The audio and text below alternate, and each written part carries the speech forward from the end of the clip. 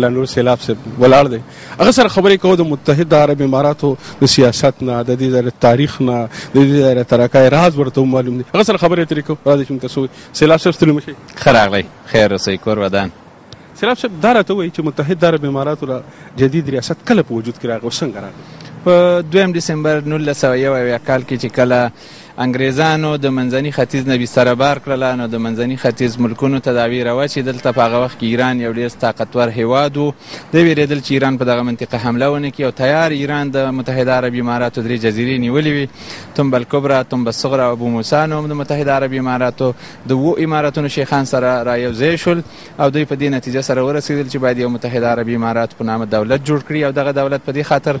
چې هم پکې تیلو هم پکې ګیسو هم پکې په هغه وخت کې د تجارتي اړیکې ښې وي